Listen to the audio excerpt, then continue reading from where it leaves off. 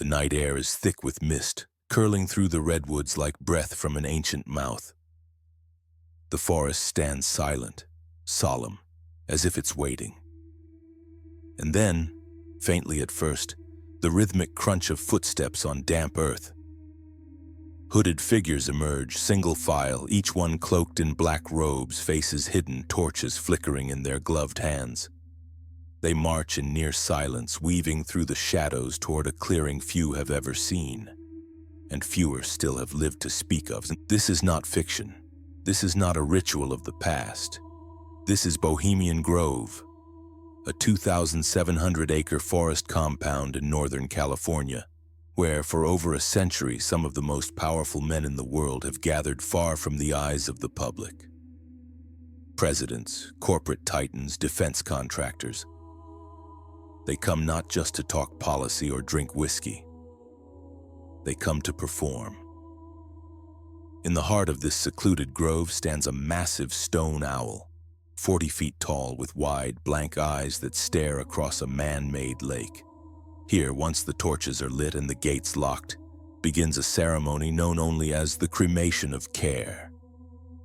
Robed men chant. A mock human effigy is laid upon a bier. Ancient words are spoken and fire consumes the figure in front of the owl god. The official line calls it harmless play acting, a symbolic gesture to cast off worldly worries. But if that were true, why the secrecy? Why the decades of surveillance threats, restricted airspace, and brutal crackdowns on trespassers? Why do grown men who control the world's banks, armies, and governments, reenact a ritual that would be more at home in an ancient Mesopotamian temple than a modern democracy? Whispers circulate in hidden corners of the internet, among journalists who got too close and insiders who left with more questions than answers. Is this just an elaborate fraternity weekend? Or something older, darker? Something preserved in shadows across generations? Some point to the owl as Moloch, a Canaanite deity once worshipped with child sacrifice. Others see echoes of druidic fire rituals or even Saturnian death cults from the Roman age. The overlaps aren't easily dismissed. Similar iconography, the same obsession with secrecy, and the chilling consistency of fire as a portal between worlds. Whatever it is, one thing is certain. This is not an isolated event. This is a ritual, and it is far from extinct. So the question becomes, what ancient forces are still being honored, and why in the shadows? Civilizations rise and crumble. Religions shift, evolve, splinter. Gods are renamed, temples are buried, and empires fade into dust. But rituals, true rituals, are harder to kill. They slip between generations like whispered secrets, shedding old symbols, adopting new names, but always carrying the same pulse. Control, transformation, and devotion to forces unseen. What if the darkest rites of the ancient world were never truly abandoned? What if they were simply moved underground, not destroyed but preserved by those with the power to keep them alive?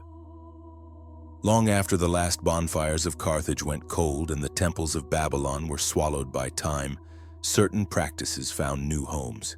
In cathedrals, in castles, in locked chambers beneath universities and government buildings. Modern hands performing ancient gestures. New initiates reenacting forgotten dramas. This isn't just history repeating. It's a continuity, a living thread binding the rituals of old to the power structures of now. Secret societies don't invent darkness. They inherit it. And behind every oath, every symbol, every whispered incantation lies the fingerprint of something much older. The question is no longer if ancient rites survive. It's this: who's still practicing them, and why? Long before the modern world knew the term secret society or elite initiation, there were the mystery schools, cloaked sanctuaries of knowledge hidden behind the marble walls of temples and stone crypts. In Egypt, they flourished in Heliopolis and Abydos. In Greece, they reached their zenith in Eleusis, under the shadow of the Acropolis. These were not places of casual worship. They were schools of transformation, and only the chosen could enter. To the outside world, the teachings were a mystery, hence the name. But within their inner sanctums, initiates underwent rituals designed to simulate death itself. Blindfolded, stripped of identity, buried in darkness and fear, then reborn into light, awakened to what the uninitiated were never meant to understand. These rites were not metaphor. They were psychological alchemy, stripping away the self to reveal something beyond comprehension. Participants emerged not just enlightened, but bound, loyal to the order, changed in ways they could never fully explain. And those who passed through these veils of secrecy, they weren't peasants or wanderers. They were philosophers, architects, lawmakers, and kings. From Plato to Pythagoras, the most influential minds of the ancient world walked these sacred paths. Their philosophies, their politics, their vision of civilization, all shaped by the rituals they never dared to fully describe. The mystery schools weren't just spiritual playgrounds. They were engines of control, repositories of knowledge too volatile for the masses. Hidden geometry, sacred sound, astral travel, the manipulation of the mind, not superstition but structured systems cloaked in myth. And though Eleusis would fall and the temples of Isis would be smashed under the boots of empire and religion, the core of these teachings didn't vanish. They migrated into Roman cults, into Templar chapters, into Rosicrucian texts, into the invisible architecture of modern secret societies. So when we look at today's elites gathering in secret halls, swearing blood oaths and performing symbolic deaths, we're not witnessing invention. We're seeing survival, a direct, unbroken lineage, masked in modernity but ancient in soul. What the ancients guarded with veils and silence still echoes in the hidden corridors of power today. As the Roman Empire expanded, it didn't just conquer land, it absorbed beliefs. Greek deities were renamed, Egyptian symbols rebranded, and the rituals of the mystery schools were quietly adopted by Rome's elite. But they weren't shared with the masses. Instead, they were encrypted, reshaped, and hidden behind Latin phrases and imperial pomp. Initiation rituals became a tool of power, a way to separate rulers from the ruled, not by sword, but by secrecy. Emperors like Augustus and Marcus Aurelius were said to be initiated into mysteries long thought lost. Symbols of Isis, Mithras, and Dionysus adorned private chambers and temples restricted to a chosen few. These rites, buried beneath the official religions of the state, never truly disappeared. When Rome fell, the knowledge didn't vanish. It shifted hands into the vaults of the church, the treasuries of noble houses, the founding charters of knightly orders. The Templars, the Cathars, the Freemasons, all whispered to be torchbearers of something older, darker, and carefully preserved. Through generations, families emerged not just wealthy, but initiated. Royals, bankers, and popes with symbols carved into rings, robes, and tombs, all echoing the ancient code. So we must ask, did these bloodlines preserve more than just wealth? Did they guard access to something far more powerful and far more dangerous? The Renaissance is remembered as a burst of light after the long shadow of the Dark Ages, a time of discovery, beauty, and reason. But behind its gilded facades and oil-painted ceilings, something older stirred. Hidden beneath the brushstrokes and star charts was a revival far more secretive than science or sculpture. The rebirth of forbidden rituals.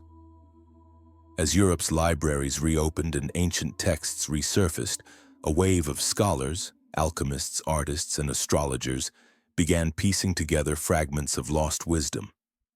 They weren't just studying history, they were reactivating it, Leonardo da Vinci, revered as a genius of art and anatomy, encoded more than perspective and proportion. His notebooks are littered with mirrored writing, esoteric symbols, and anatomical sketches that suggest knowledge far beyond the tools of his time. Some believe he was a silent initiate, blending sacred geometry with divine proportion, not to impress but to conceal. John Dee, court advisor to Queen Elizabeth I, took it further. Mathematician, magician, and spy, Dee was obsessed with summoning angelic intelligences through ritual. He scribed in Enochian, a language he claimed was revealed by higher beings, and used a polished obsidian mirror to pierce the veil between worlds. His private sessions blurred the line between scholarship and sorcery. Behind closed doors across Florence, Prague, and London, secret lodges reawakened the death and rebirth initiations of the mystery schools. But this time, they weren't fringe mystics. They were advisors to kings, architects of cathedrals, and founders of empires. The rituals of old now wore the robes of the modern world. No longer cloaked in temples, they moved into salons and societies, using the language of reason to veil the resurgence of something far more primal. The Renaissance wasn't just a reawakening of knowledge. It was the resurrection of ritual. Ancient fire relit beneath the mask of civilization. Look closer. The clues have always been there. Carved into cathedral doorways, etched into city grids, brushed onto canvas in layers of gold and crimson. A pyramid behind the eye, a spiral staircase mimicking the shape of the golden ratio, an outstretched hand forming the hermetic gesture. These are not coincidences. They are signals left by initiates for those who know how to see. From the Vatican's obelisks to Washington, D.C.'s Masonic geometry, the world's most public monuments are veiled manuscripts. Art becomes ritual. Architecture becomes spellwork. The question is no longer whether they're hiding something. It's whether we've been walking through a ritual our entire lives without ever noticing. Freemasonry presents itself as a brotherhood of builders, a fraternity of ethics and self-improvement. But beneath the aprons and handshakes lies a ritual machine as intricate and ancient as any temple it claims to honor. Initiation into Freemasonry is not casual. The initiate is blindfolded, partially stripped, and led through a series of symbolic acts, each designed to unmoor the mind from the world it once knew. There are oaths sworn on pain of death. There are secrets promised never to be spoken aloud. There are rituals that simulate execution, burial, and resurrection. Why such intensity for what is said to be a mere gentleman's club? The origins of Freemasonry point to a lineage far deeper than the stonemasons of medieval Europe. The structure of degrees, the focus on sacred geometry, the cryptic references to Solomon's temple, all mirror the death-rebirth rites of the mystery schools and the priesthoods of Egypt. The Masonic compass and square, the all-seeing eye, the checkerboard floor. These are not decorations. They are encoded teachings drawn from ancient cosmology and hermetic law. Inside the higher degrees, those not discussed outside closed lodge doors, the rituals grow even more arcane. The allegories shift from moral tales to esoteric initiations, some said to involve the invocation of unseen forces. The initiate is no longer simply learning to be a better man. He is undergoing a transformation of identity, allegiance, and understanding. Presidents, generals, bankers, many have passed through these ceremonies. To the public, they were men of reason. But in the lodge, they were participants in something mystical, ancient, and secret by design. Freemasonry is not just a network, it is a web. One spun through centuries, connecting power not through politics, but through ritual. In a windowless tomb at Yale University, a select few young men are initiated each year into one of America's most secretive and elite orders. Skull and Bones. Founded in 1832, the society has become synonymous with whispers of power, corruption, and something far older than ivy-covered walls. The rituals are not hearsay. They've been leaked, recounted by former members, and even partially filmed.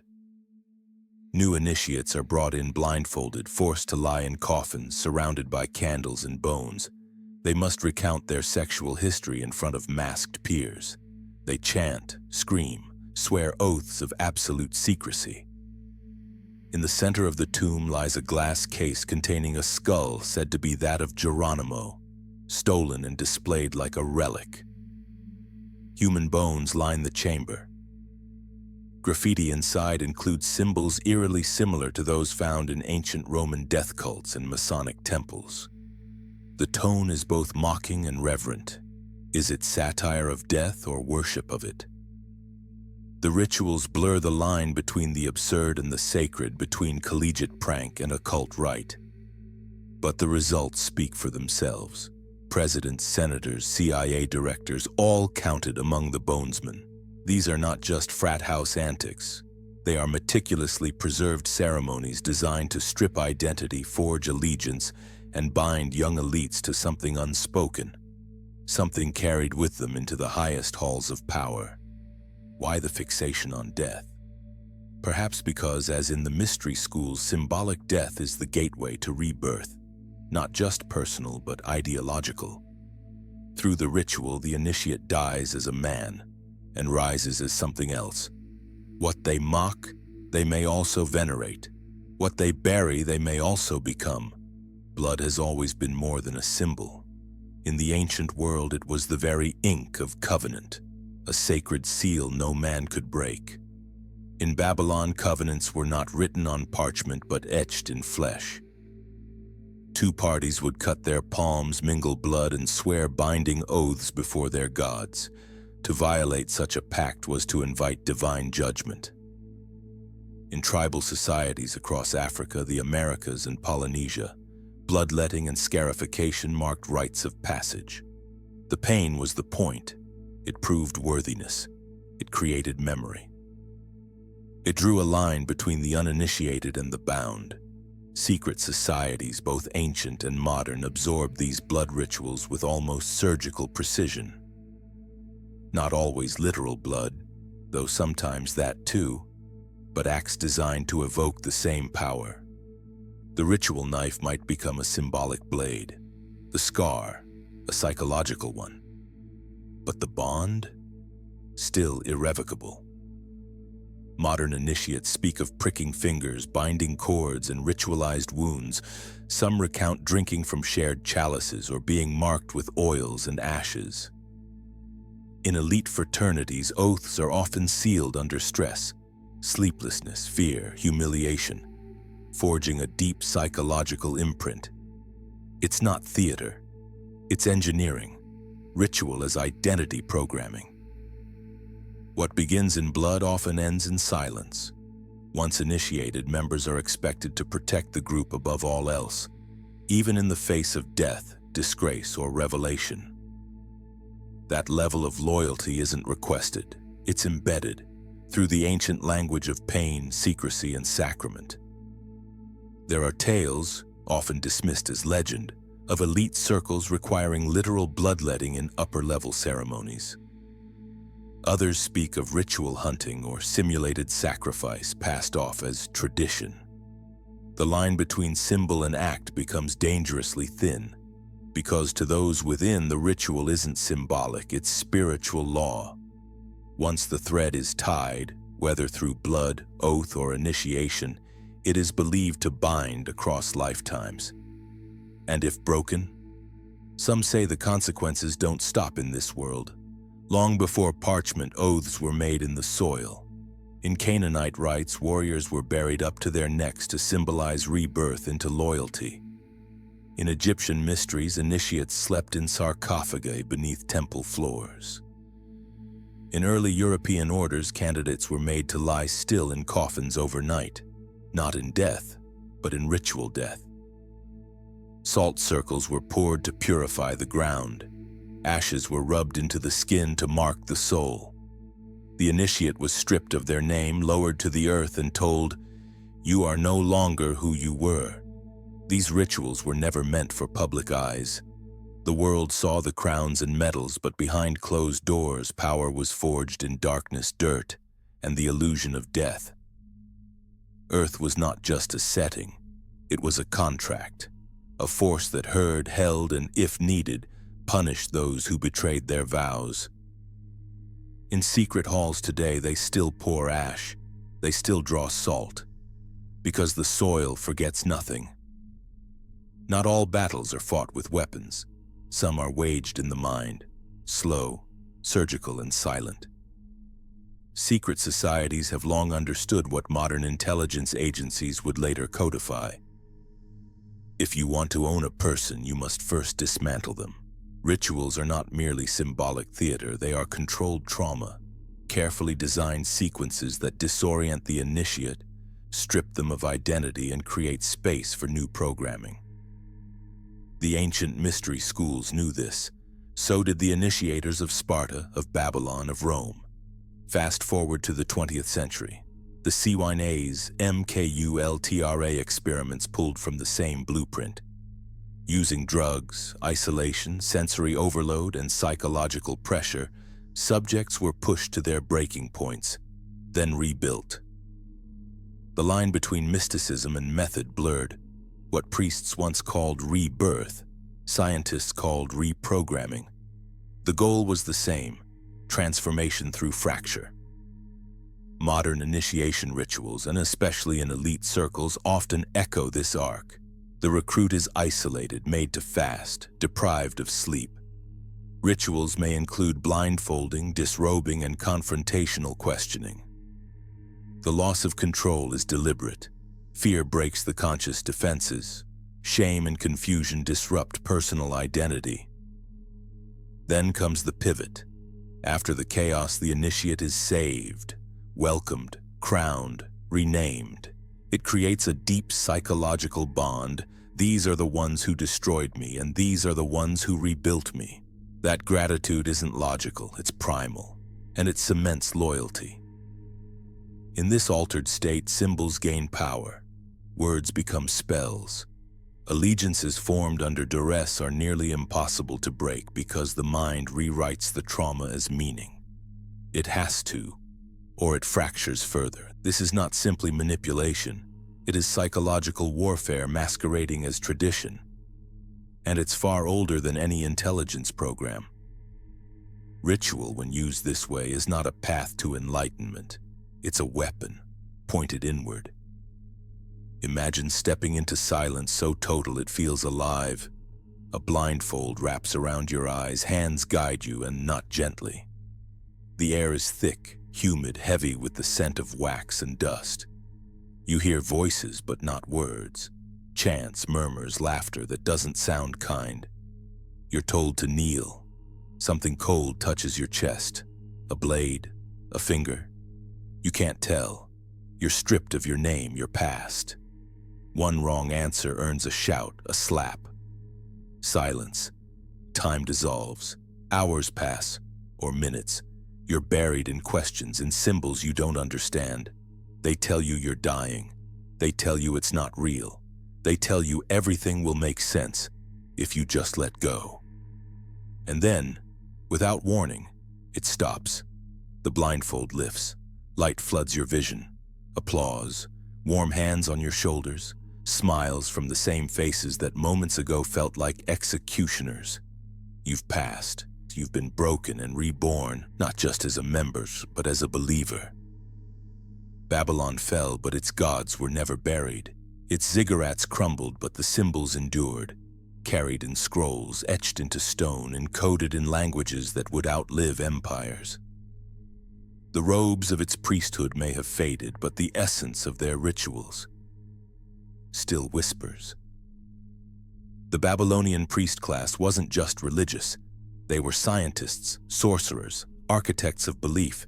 They charted the stars, read omens in oil and bone, and bound kings through sacred rites. Their gods, Marduk, Ishtar, Enlil, weren't mere myths. They were entities woven into the machinery of power. And when Babylon fell to Persia, then to Greece, then Rome, these deities didn't vanish. They adapted. Marduk became Bel, then Baal. Ishtar morphed into Astarte, then Venus. The priesthood too adapted, hiding their rites inside new religions, their symbols behind new flags. The continuity is subtle but traceable.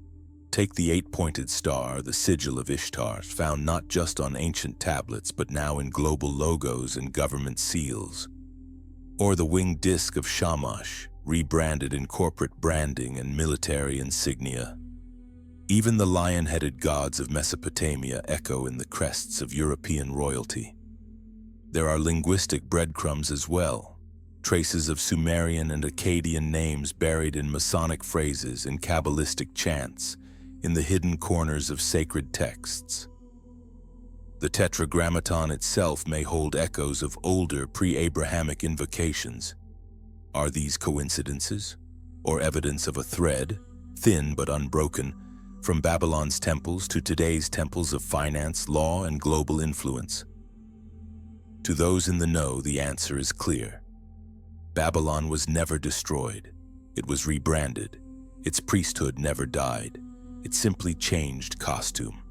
And behind the scenes, the same old gods, or whatever they truly are, still whisper through the rituals of the elite. The serpent slithers across the pages of every ancient text. From Eden to Egypt, from the Kundalini coils of Hindu mysticism to the feathered Quetzalcoatl of Mesoamerica, it hisses the same message. Knowledge comes with a price. But why the serpent? Why does this single creature emerge again and again as the embodiment of both wisdom and danger? In the Garden of Eden, the serpent offers Eve the fruit, not as an act of evil but of awakening. In ancient Egypt, Wadjet, the serpent goddess, protected pharaohs and bore the eye of Ra.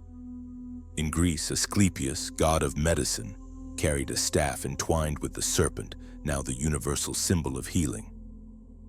It is a creature of contradiction, low to the ground yet feared from the skies, poised to strike yet also to enlighten. It sheds its skin, dies, and resurrects, a perfect metaphor for transformation, initiation, rebirth. Modern elites, knowingly or not, still cloak themselves in serpent symbolism. The rod of Asclepius appears in medical institutions. The Ouroboros, a snake devouring its own tail, is carved into think tank logos and alchemical texts. Even global corporations and intelligence agencies have adopted serpentine imagery. To the public, it's tradition. To the initiate, it's something else, a reminder of the power to see beyond the veil, to hold truth and destruction in the same hand. The serpent has never belonged to one religion or one culture. It has always belonged to the threshold, the space between ignorance and illumination, control and chaos. And to those who operate in the shadows of civilization, it remains the perfect symbol, because it promises knowledge, while coiling ever closer. On the surface, they seem innocuous: philanthropic groups, academic clubs, cultural lodges with long histories and expensive dinners. Their websites speak of tradition, brotherhood, charity. But beneath the polished speeches and staged photographs, the rituals continue. Quieter now, more refined but no less potent. Today's secret societies have traded robes for suits, torches for boardrooms, but the structure is intact. Initiations still occur, only now they're wrapped in NDA agreements and shielded by elite privacy laws. The blindfolds may be metaphorical, the oaths encrypted, but the essence remains. Loyalty through secrecy, power through initiation. Former insiders, a handful willing to speak under anonymity, describe ceremonies that still echo the old forms. Candlelit chambers, recited chants, symbolic deaths and rebirths. Some even speak of modern adaptations, high-tech VR simulations replicating ancient rites, sensory deprivation chambers used to induce altered states, or initiation games that mirror psychological warfare. These organizations rarely act alone. They collaborate with governments, influence universities, and fund think tanks. They control narrative through media arms, steer economies through foundations, and rewrite laws through policy groups. Their rituals are no longer just spiritual. They are tactical, weapons of alignment and obedience. And still, the oldest symbols remain. The double-headed eagle, the checkerboard floor, the eye in the pyramid. All reappear on event invitations, internal seals, even digital meeting platforms. These are not relics. They are active sigils passed from hand to hand, generation to generation. Leaked documents from elite clubs in London, New York, and Zurich reveal coded language in minutes and bylaws, references to initiatory thresholds, temporal binding, and constructive disintegration. These aren't metaphors. They're operational principles drawn directly from ancient doctrine. Charity becomes cover, networking becomes initiation, ritual becomes strategy. The modern world has not moved beyond these rites. It has digitized them, globalized them, made them more efficient. The sacred halls of initiation are no longer hidden in caves.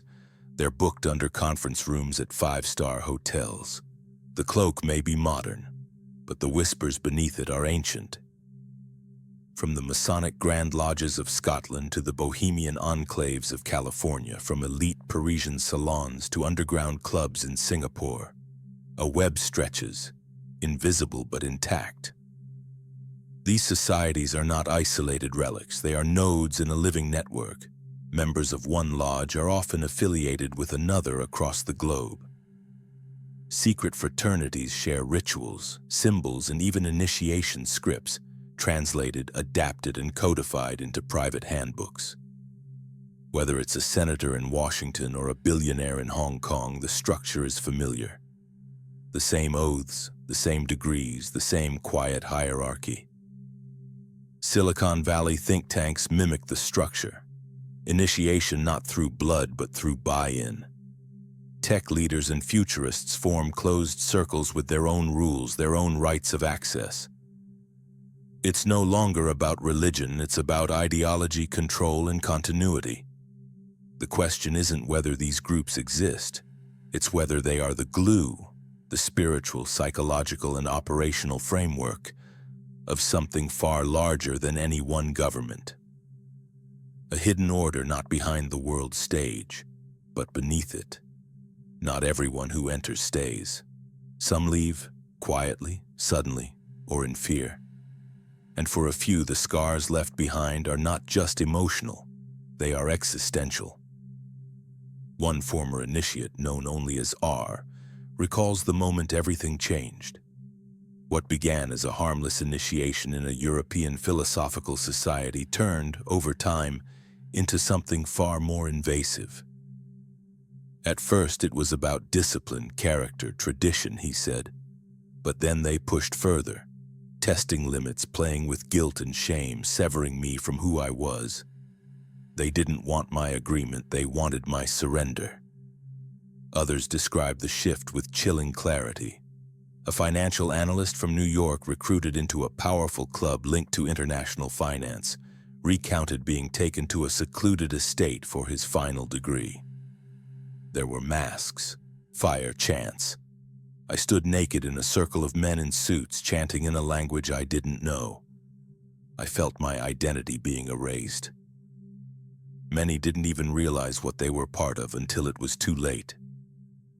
"You're drawn in by the prestige," said one whistleblower. "But the deeper you go, the more it becomes about obedience. You're given a new name, a new story. Your loyalty becomes your morality." Some cracked under the weight. Panic attacks, night terrors, lifelong paranoia. A few disappeared entirely, cutting ties with friends, families, lives. And those who spoke out? Many claimed their careers crumbled overnight. Some faced financial ruin, inexplicable audits, public disgrace. "You don't leave," one said. "You defect, and defection comes with consequences." The most disturbing testimonies aren't about what happened, but about what was hinted at. Hidden rooms, doors that only a few could open. Sounds behind walls, ceremonies no one would describe. What happens when a ritual stops being symbolic? What happens when those in power believe they are enacting something sacred, even if it breaks a person to pieces? The deeper you go, the less it feels like ceremony, and the more it feels like control, the ritual that can't be named. It appears in footnotes, in fragments, in redacted reports and whispered lore. A ritual never described in full, yet always present. The one they don't initiate with. The one reserved only for those at the top, or those willing to pay a price no outsider would ever understand. Declassified intelligence documents refer vaguely to unnamed psychological conditioning events held by private networks. A leaked letter from the 1970s mentions a ritual of synthesis involving simulated sacrifice and conscious dissociation. Another from a fraternal order in Switzerland warns members, "Some doors once opened cannot be closed, not even in death." No name is ever given. No first-person account ever survives unedited.